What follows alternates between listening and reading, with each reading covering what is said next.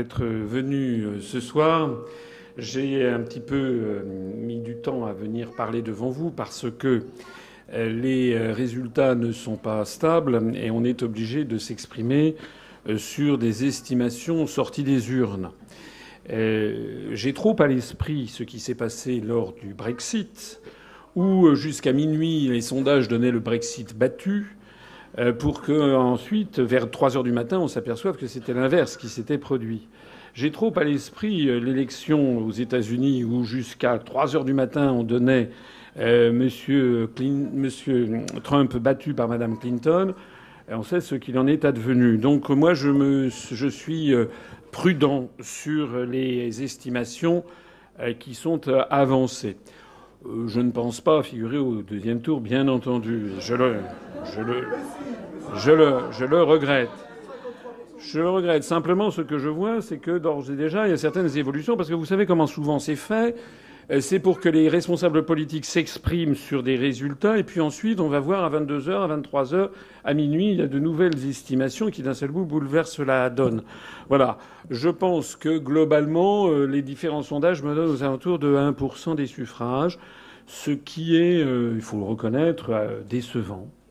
Pour celles et tous ceux d'entre vous qui m'ont fait confiance, ça c'est exact. Dont acte. Je voudrais quand même remercier 1% des suffrages. On va voir au total le nombre de suffrages que j'aurai obtenus, mais c'est semble-t-il quand même aux alentours de 350 000 à 360 000 suffrages.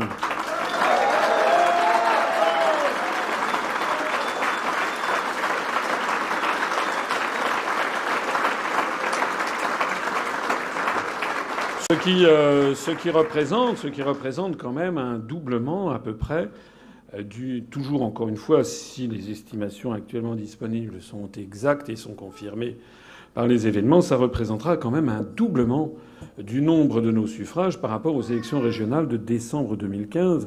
Ça veut donc dire qu'en un an et demi, on aura encore une fois doublé nos électeurs, ce qui commence à faire une base électorale réellement stable et qui me met, semble-t-il, largement au-dessus de Madame Arthaud et de Lutte ouvrière, et ce qui devrait me mettre à peu près au niveau de Monsieur Poutou et du NPA.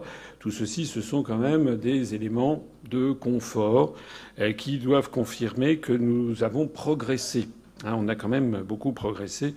Je dirais même sous forme de boutade que je suis celui qui a le plus progressé depuis les élections présidentielles de 2012.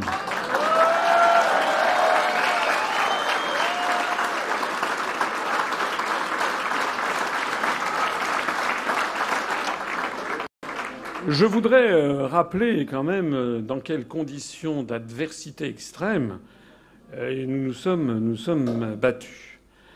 Et de ce point de vue, je voudrais remercier non seulement les personnes qui ont voté pour moi, mais toutes celles qui ont rendu possible ce score de 1% des suffrages à une première élection présidentielle. En particulier tous les militants et adhérents dont vous faites partie sans doute, tous ceux qui ont collé des affiches, distribué des tracts. Un immense merci à vous tous.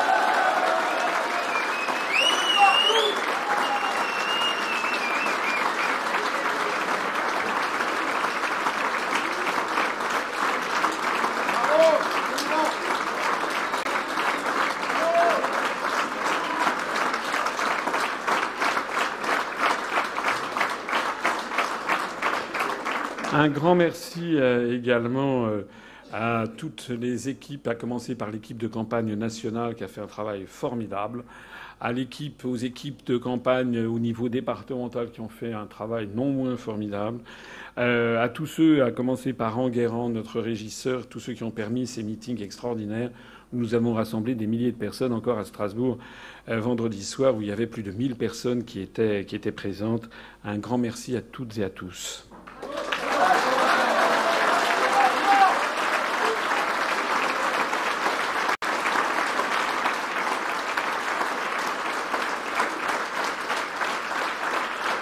Alors je le disais, nous avons été contraints de nous battre dans des conditions d'extrême adversité puisque, en réalité, j'ai créé un parti politique il y a un peu plus de 10 ans. Pendant 9 ans et 11 mois et 15 jours, Je n'ai eu quasiment aucune couverture médiatique. Les seules informations disponibles sur moi l'étaient notamment par une notice Wikipédia sciemment, délibérément, parfaitement mensongère et calomniatrice et diffamatoire et contre laquelle on ne pouvait pas grand-chose. J'ai pu noter qu'à partir du moment où j'étais candidat à l'élection présidentielle, dans un premier temps, tous les journalistes et tous les médias ont entonné les mêmes couplets. J'étais, paraît-il, complotiste, conspirationniste. On se demandait ce que je venais faire là. Et puis, petit à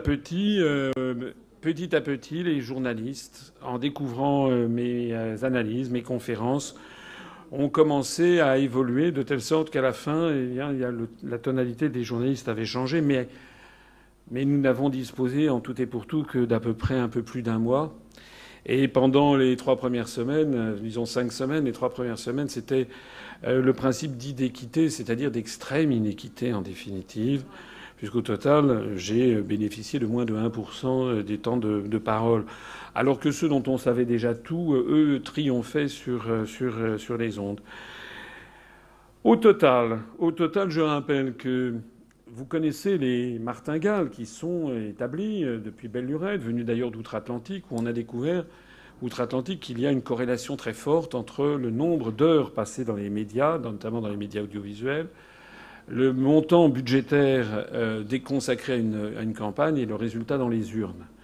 Ce soir, c'est une très grande tristesse. M. Macron arrive, semble-t-il, en tête. Mais pourquoi ? Parce qu'il a bénéficié depuis 1 an d'une couverture médiatique que je n'hésite pas à qualifier d'obscène. Il a eu